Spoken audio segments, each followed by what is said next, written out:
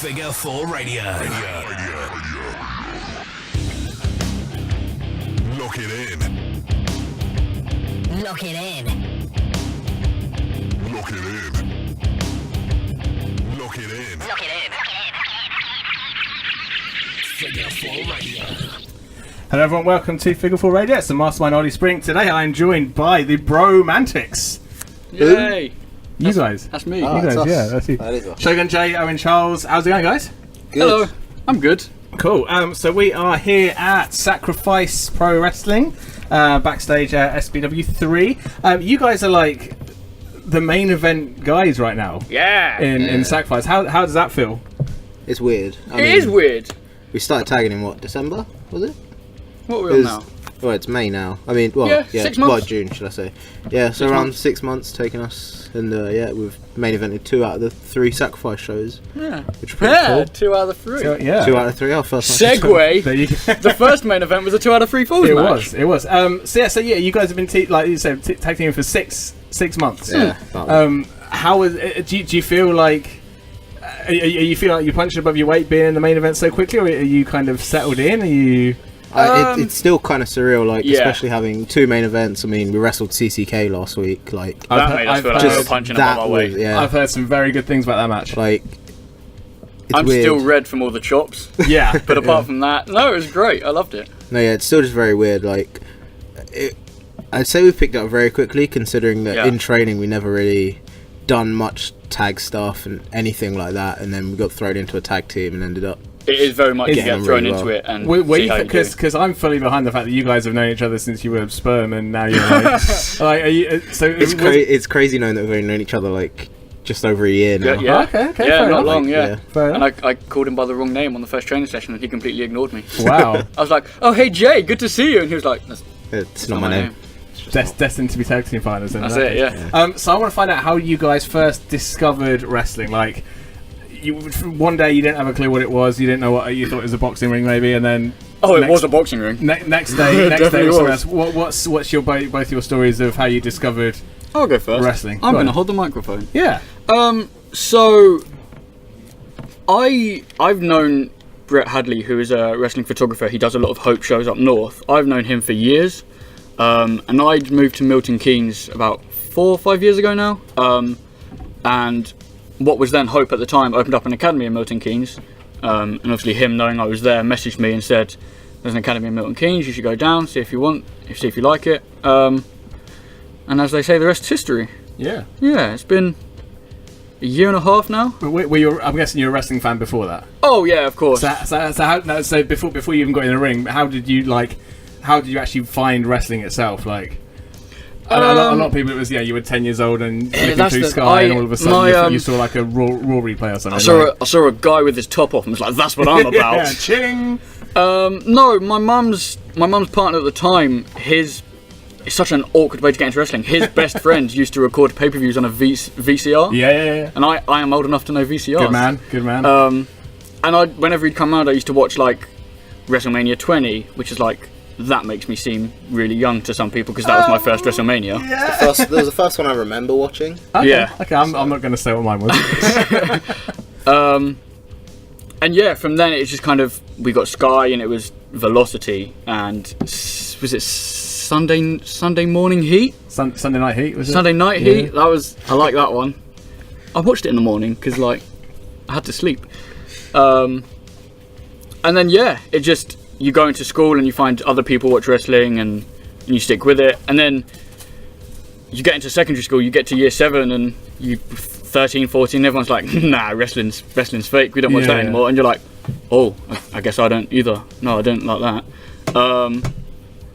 And then I get a bit older, I was getting bullied at school and picked on and stuff, and I just wasn't going, so I was spending my time just indoors. And it was in April. It was April 2011 because it was WrestleMania 27. So I was just scrolling through the sports channels and I saw like WrestleMania replays. Yeah. And I was just like, "Mum, do you mind if I get this box office thing? It's like, it's £15, it's fine." And in my head, she was like, "Yeah, do what you like." But I know it was probably like, "Mum, can I?" And she was like, "No," like 100 times. And I just pestered her, and finally she was like, "Do what you want, I don't care." Okay. So WrestleMania 27. Was 27. That Was that The Rock and Cena? That was Cena Miz. Oh, okay, so the one before Rock and Cena. Yeah, that was when The Rock hosted done the worst WrestleMania thing ever. Yeah. Because that was terrible. And from I don't think I've missed a pay-per-view since. Good. I've missed Raw and SmackDown since, because that can be That's terrible. easy enough, yeah. But no, yeah. So since 2011, I've been going strong. Cool. Joe, what about you? What's your? How did you first discover it? Yeah, so for me, like, I don't ever remember not watching it. Okay. It was more of like, I spent a lot of time growing up with my older cousins, and like they're like 30 now. But yeah, I just remember kind of them always watching it, like even before I was born, and you know when you're kind of just growing up and it's just always been there, and you've always just kind of watched it anyway. So I don't ever remember just flicking through anything, going, "Oh, what's this?" Like it was always just there, yeah. And like I've had things passed down, like the Hulk Hogan, you know, the really old Brawling Buddy things. I've got that still. It's all ripped up from when I used to wrestle it when I was a kid. But yeah, I've got that tucked in my room. I haven't touched it for ages because I know it's going to be very valuable soon. Yeah. But yeah, so I never remember not watching it. I've kind of just always watched it, and the first time I ever stayed up for a pay-per-view was with my cousins. That was WrestleMania 20. Nice. And obviously that was when The Undertaker and Kane had that match. God, and we're so in sync. it was, we're meant to be, like. But yeah, and then as Charles said, he's just never really missed one since.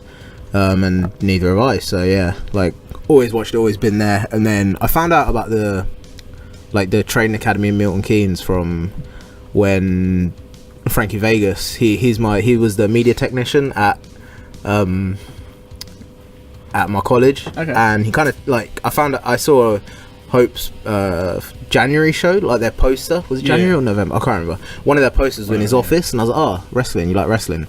And we kind of got talking from there, and then he kind of suggested coming to this academy, and I went, and yeah.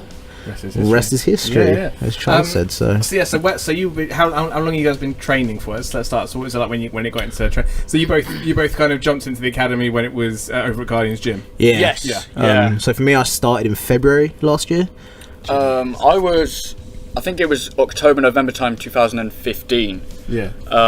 It was pretty new. I think it had been open kind of 2 weeks, and it wasn't even branded as Hope. So I was there. Since then, so it's been over a year and a half maybe, so a long time. I mean, you had a bad neck at one point, didn't you? 'Cause I remember, so I've only been on shows 6 months. October last year was my first show, so it's probably a year of training, but normally some people get in sooner than that. I think the main reason was because I always had a bit of a bad neck and shoulders, and I've just got a terrible body. So taking bumps and stuff, I was like, this is great. This is what I want to do for the rest of my life. And me being me, and I think if you speak to any wrestler, they'll be like, oh yeah, the doctors tell me I should rest easy and not do this anymore. And then you're back in training next week doing it even harder. So yeah, I think I was out for 6 months. So I went from October to May, and then May I was going to shows and seeing everyone but not doing anything. And then I got back into it, and then eventually got back on shows. So it's been a long time. Yeah. A long time training. So I know you started off reffing. Yes. I was. How did you find refereeing first? Senior ref. Just for if Liam Smith's listening, I was senior official. Have you ever been Hope. senior anything? No.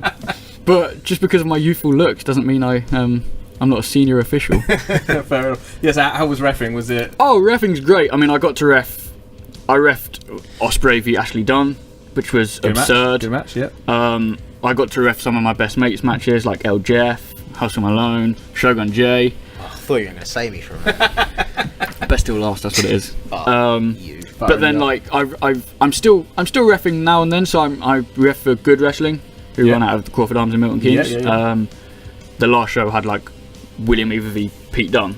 And like you look at that was in July last year, and you look at that and you're like, cool, two really good guys, and now like one of them is the UK champion for the WWE, and it's like, so reffing was a really good way to get around, meet promoters, meet guys, get loads of advice and kind of knowledge off of other workers. So that was fun and it was interesting, and it kept me involved, which is what I needed when I was injured. Yeah. And Jay, you were cameraman, I guess. Is that right? Yeah, I mean, It really helped actually studying media at college as well, because I was kind of learning how to use cameras and watching wrestling at the same time. And I guess coming down to the shows was like the perfect combination. It was kind of like it was meant to be, essentially. So yeah, like I started off on video and photography.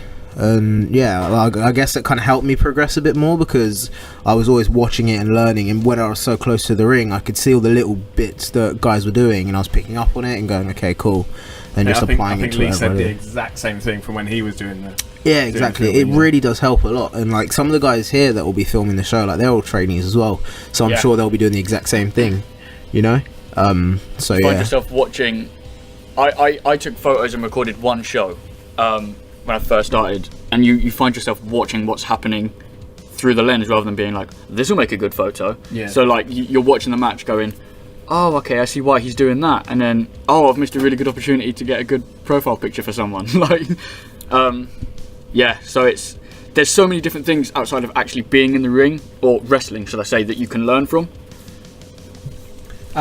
I'm trying to think back to your first match. So I know. Your first match, well, technically it was a rumble. I don't like calling rumbles his first matches. No.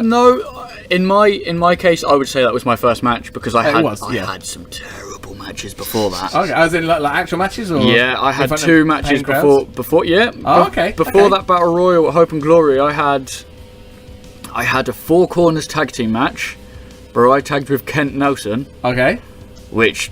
That doesn't go well. Was that in? Was in, that Corby? No, that was Wonderworld in Milton Keynes. Yeah, the over 18 show where Specs took the bump through the light tubes, and everyone thought everyone was dead. Yes, because Chris told everyone to get the. Can we swear? To get the fuck out. That was the weirdest ending to any show I think I've ever commentated. Yeah, so what I just loved was he just said Specs took the bump through the light tube and everyone died. Everyone died. It was like Specs took it and we all just went, oh! It was like everyone just threw their arms up in the air and started running around screaming. Like, the ambulance was called. It was a great thing. It was just bizarre. Yeah, no, I remember that match. Yeah, Jesus. Okay. Was that your very first? That was my very first match. Oh, okay. And then I had a match with Christian or Phantom. Yeah, I'd say I like this match, but I think for me, getting into my wrestling career, I'd say the Hope and Glory Battle Royal was my debut. But I also had a match with Chase Williams, which I won. Yeah. So before I'd even debuted, I was undefeated. Wow. Fun fact about that match: he beat the crap out of me for about 10 minutes. I won with a schoolboy, and as I, shocked, got up to celebrate, the referee fell on me. Who was the referee for that match? It was a guy called Charlie. Name and shame. I don't know his surname. I think it's Rudell. He doesn't train with us anymore. No. Oh, is that why? I think he landed on me, saw how much he broke my body, and was like, I don't want to do that anymore. Not today. And then when I tried to get up, he fell on me again. What? So I won a match, and a referee fell on me twice. Two bumps, get his shit two in. splashes. Yeah. It's important to get your shit in the ring. Yeah. Even as a ref. Yeah. And then I had the Battle Royal Hope and Glory in November. How was the battle? Because the Battle Royal, I was calling that match. Yes. And I was a bit gutted for you. So we were talking just before, because you kind of did your big reveal of, ta-da, I'm actually a wrestler. Yes, and I had pull-away trousers on. Nobody could see it because the entire ring was flooded with people that were just stood around watching you. Yeah, we didn't plan it well, so... No. Were you gutted about that? Like, because I was gutted for you. I was gutted. I was expecting this big reaction. Yeah. I mean, it would be great if everyone was like, holy shit, it's a house. I think I called it as that, but I couldn't see what was happening. I just saw some trousers flying. I was like, that must have been it. Oh my god, he was a wrestler all along. Yeah, so... it's one of those things you can say you were disappointed about it, but it was a tiny detail, and I've had tons of matches now, and Fair enough. many experiences that one little thing's not going to be the end of the world. And Jan, am I right in saying that it was the same show that you debuted with Frankie Vega? No, actually, yes. Was it Hope and Glory? No. It was the first charity show that Hustle ran in Leighton Buzzard. I at called the that as well. Brooklands Club. Yeah, you did. God, we can't get rid of so you. Yeah, that was. I'm like an annoying smell. Ollie's just there in the background everywhere. Yeah. Like, the day I was born, he was there commentating over it as well. You know, like the day you were conceived, and that was weird. Wow. Ronnie was like, "Ollie, get out now." The commentary for that. Oh god, it was not Please cool. don't get your mum to listen to this. No, but yeah. So I debuted at the first charity show that Hustle ran. with Frankie Vegas, and it was crazy because Frankie recommended the academy to me, and we ended up training together and then debuted together. So was that his first match as well? It was his first match as well, yeah. So I remember that, and I know the kind of the sacrifice way of now having the newbies is get their first match with someone that's more developed, I guess, or more, that's had more in-ring time. Yeah. Would you have preferred to be debuted against someone that had more experience, or was that cool to be in there with someone that kind of you knew and got you into it? And yeah, I don't know. I mean, for all the madness that ensues. Yeah, like when I watched the match back, personally, I thought it was terrible. Like there were so many bits in there where I also thought it was terrible. Really bad match. Thanks, Huss.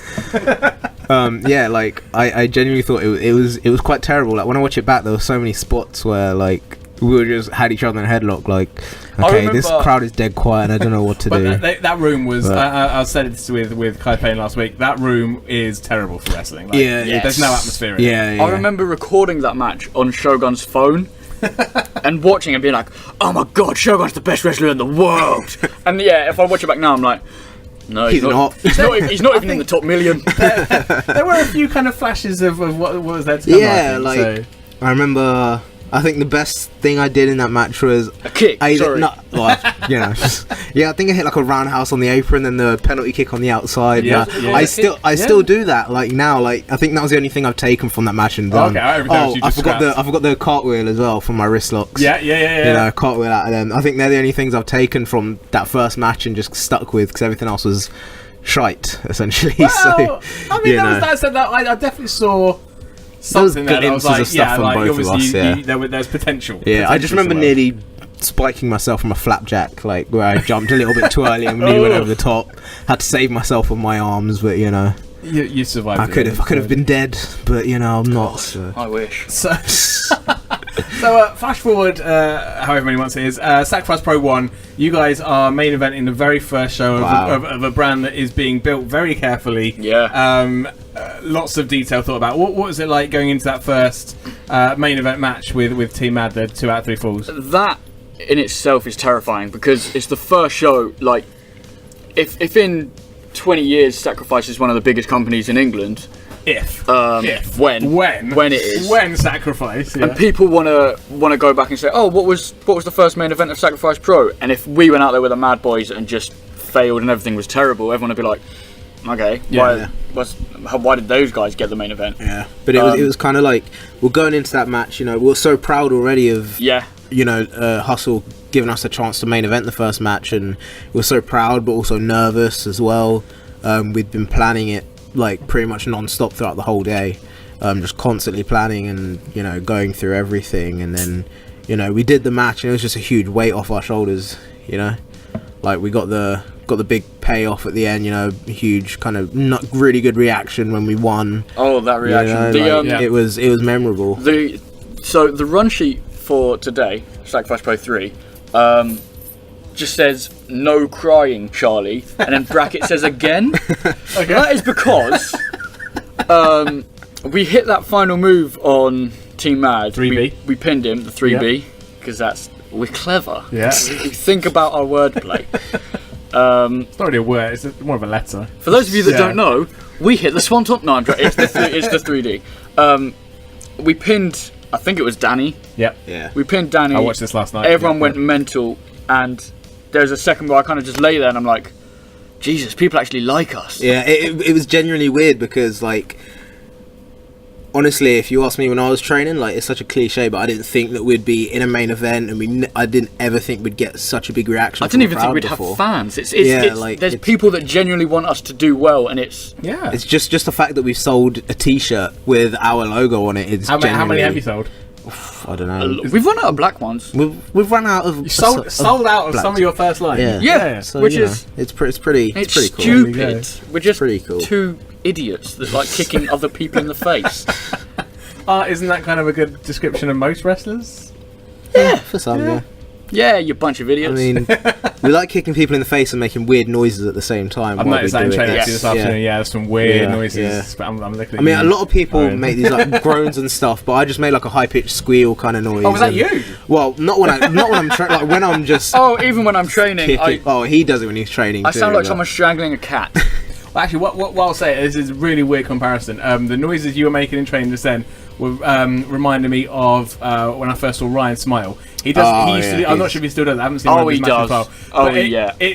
I remembered him from that day because he was like the only guy that I was like 5 rows back. In this huge auditorium at the time, and I could hear him as if he was in my ear. And that's the thing. I'll always remember when we had a seminar with him. He said that he wrestles for the blind people and the deaf people. So for the blind people, he's going to make a load of noise. For the deaf people, he's going to make all his actions just big and over the top. Yeah, that's and it's something that I try and apply because like some shows that I watch, like particularly the over 18 shows that we have in Bedford sometimes. I'll make these weird noises and I'll hear people in the crowd doing it back. I'm like, it's so stupid, but they're copying me because they like it. Do you know what I mean? And it's cool. You stick in their brain, and that's what you want as a wrestler. You mentioned the over 18 shows in Bedford, so you're a Bedford boy, Jay. Yeah. I think your family seem to come to everything. Yeah, they come to a lot of shows. They love it here. Yeah. I wasn't at a specific over 18 show in Bedford, but there was one where there was an incident with some food. God, please no. Please no. I'm just gonna, so your mum was at the show? My mum and dad were at that show. I think some like my cousins were there as well. I'm not sure, but yeah. How? Because obviously, for a parent to watch their child do wrestling, I'm guessing it's weird anyway. But some of the stuff I've heard about this match, I don't know how much you want to go into it.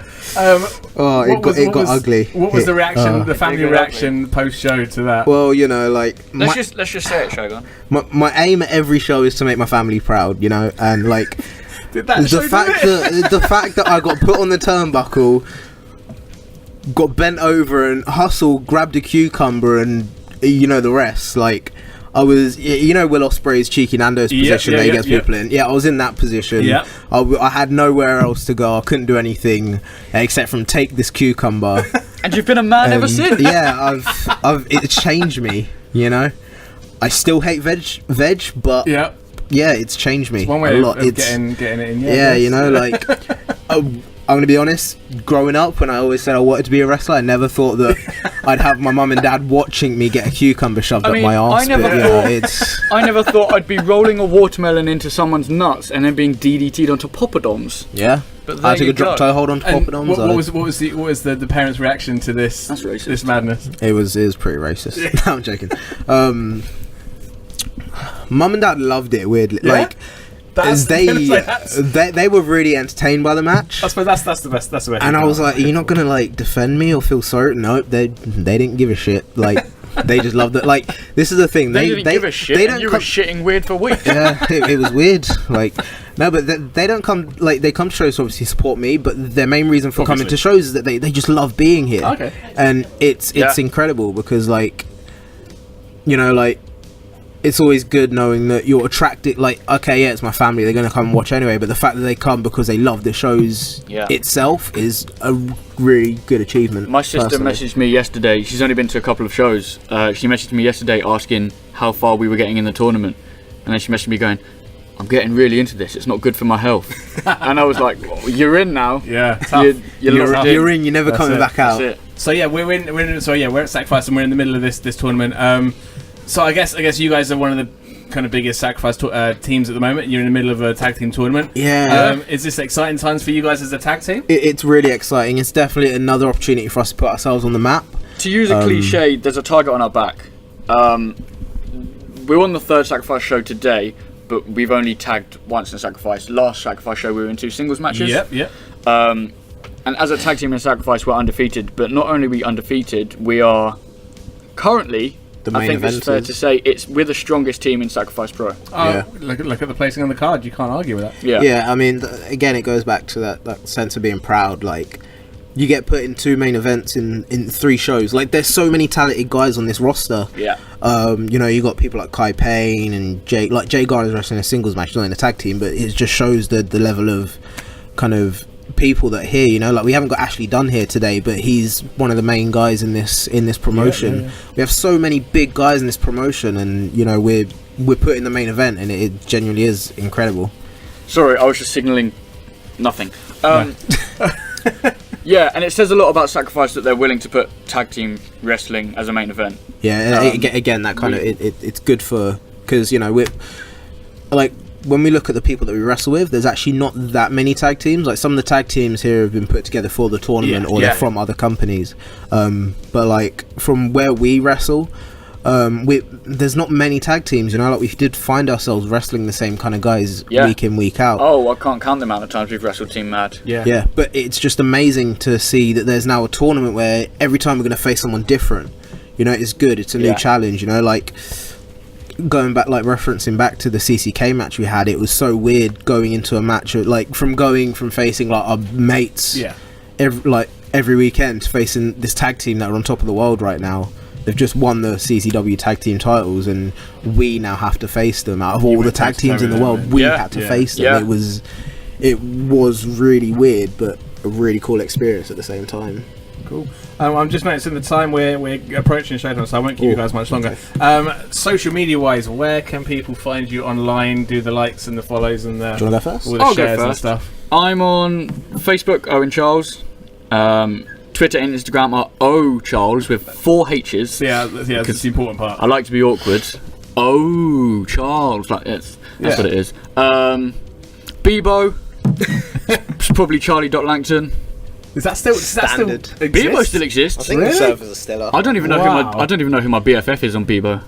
I mean, that was. I think I had one when the internet first started. But Jesus, that's Love a bit of Bebo. that's still a thing. Wow. Okay. MSN, you can't find me on there because they shut it down. Yeah, I miss Messenger. Yeah.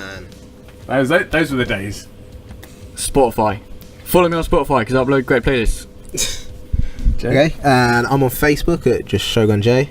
My Instagram is J_Shogun 19XX. Terrible. Gotta change it up. Has someone taken Shogun J? I think so. Yeah. He thinks he didn't even idiots. look. He was like, I can't just be Shogun J. Yeah, Gotta mix it up. I need underscores and gotta kisses. keep the fans guessing. Do you know what I mean?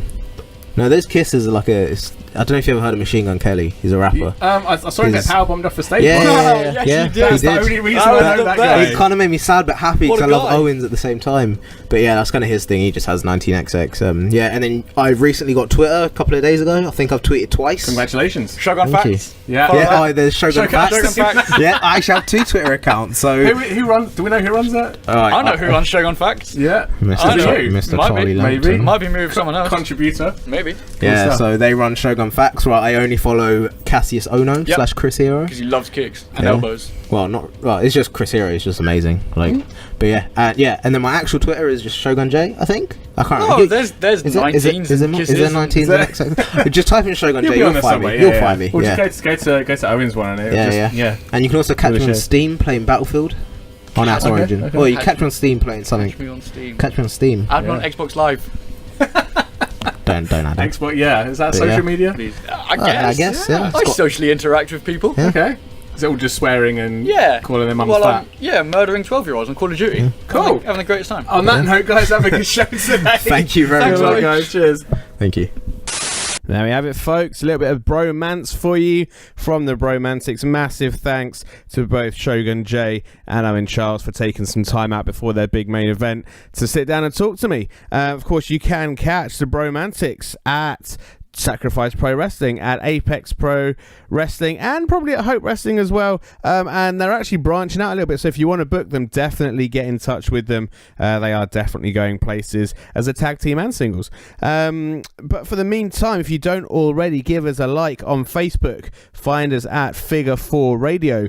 Same for Twitter and for Instagram. You can follow me on Twitter as well. It's at F4R _Mastermind. And if you don't already know, we have a website. It's figure4radio.weebly.com. There's a whole load of fun stuff over there. Go and have a look at that if you're bored at work.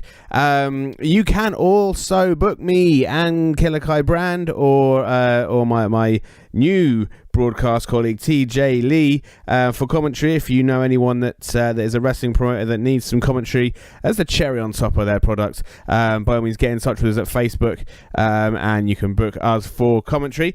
You can catch me at Sacrifice Pro Wrestling on July 16th in Leighton Buzzard at Cedars Upper School. That one's going to be an absolute barn burn. It's going to be insane. Then 28th of July, we're with Exposure Entertainment Wrestling over in Llanelli in Wales. I'm never going to be able to pronounce that, and I'm going to get the shit ripped out of me on commentary for it, but it's going to be a fun night. Then the following day, July 29th, the Wrestling League down in Harwich, or Harwich. Someone please message me and let me know how it's pronounced. For the Wrestling League, that one's going to be pretty damn good as well. Then moving forward, August 20th, Sacrifice Pro Wrestling is back in Leighton Buzzard at Cedars Upper School. And then September the 2nd, we're going back to Ipswich for the Wrestling League. Look up all of those promotions on Facebook because, as I say, they're all doing incredible things in their respective areas. But that is all we have time for this week. No idea what we're going to be doing next week on Figure 4 Radio, but tune in next Monday to find out, because I'm sure we'll be bringing you something highly entertaining. For now, I've been the Mastermind Ollie Spring. We'll see you next time on Figure 4 Radio. Figure 4 Radio.